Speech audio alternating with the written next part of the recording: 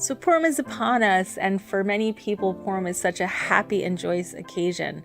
For some people, it represents just that, happy and joy, right? It's a time of our simcha. And for others, it represents dressing up, having fun, giving charity, and just, the party that comes after, which leads to the third thing, which most people associate Purim with, and that is the drunken festival that happens. But Purim is very special, and it's so special. In fact, we're told that when the Moshiach comes, this is a chag that we will continue to celebrate. So why are we celebrating a chag when the Moshiach comes and while everything else has been canceled? And surely it cannot be for the food, the festivities, the dressing up, and the drunken nights of fun that we have. Surely it is not for this. But Purim is about something so much more special that I think even most Jews don't even realize. And Purim really comes to symbolize really the second giving of the Torah. And what does that mean, the second giving? We only know about Matan Torah where Moshe Rabbeinu came down and gave us the Torah. But we're told by the sages that in this incident, it was almost as if we were forced to receive the Torah. But on Purim, something very special happens in which we open up with this party where it seems like all is right with the world. It almost seems like the way it is with Jews in America, right? In Shushan, Jews were not slaves. They kind of had like a good standing. And it really was, kind of the way it is here in America where Jews hold position. They do well. They're not slaves. We're not, we're not under... it's not Mitzrayim, put it that way. It's just not Mitzrayim. And so we open up with this party where we're kind of all together in a sense. It's the goyim and it is us, even though we're separated, even though we're eating kosher food. But during this time is when we receive the Torah. What does that mean? So when it says that we receive the Torah, what it really means is that this is when we get it. During this time, during everything that's going on in this story of Purim, we get it, I think, for the first time, that the Torah really is the only way to live, right? Up until then, we were thinking, Goyim aren't so bad. Their ways aren't so bad. Perhaps they have something also to contribute to our way of life. We can perhaps learn from them or pick up some of their things, Chas v'shalom. And it's at this time that we realize that the Torah is the only way, it's the only thing that stops all mankind for falling into barbarism, if you will. So often we hear this phrase that there is no manual to life, but that's not true. The Torah really is a manual to life. And within its pages, it holds so many secrets on how to really get through the situations that everyone finds themselves in from time to time. So powerful is the story of Purim because it was at that time that we were reminded of who Amalek is and why he tried so hard, or they tried so hard to destroy the Jewish people. And that is essentially because of what the Jewish people are tasked to do, and that is to bring the knowledge of Hashem and His Yichud into the world.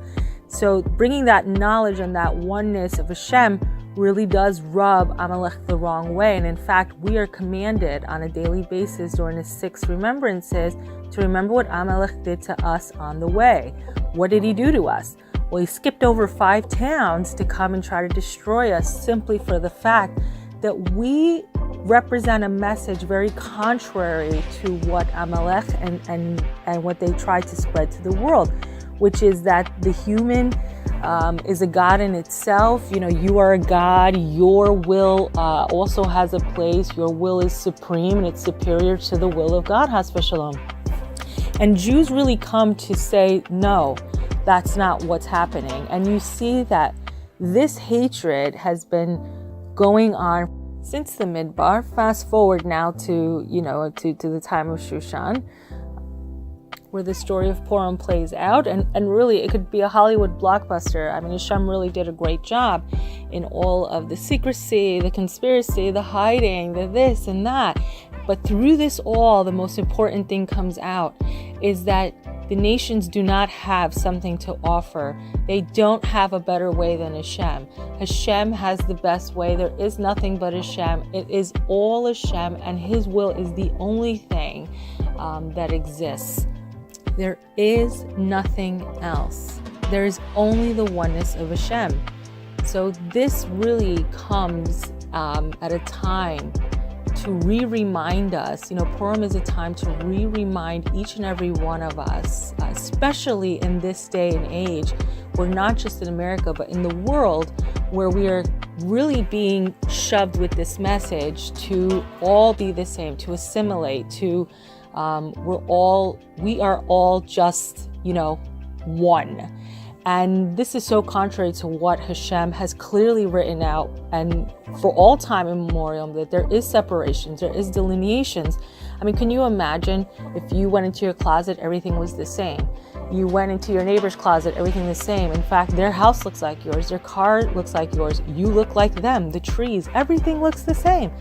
Imagine what a boring world that would be. There is nothing wrong with being different. I think that's what, is the beauty of mankind, is that there is differences, and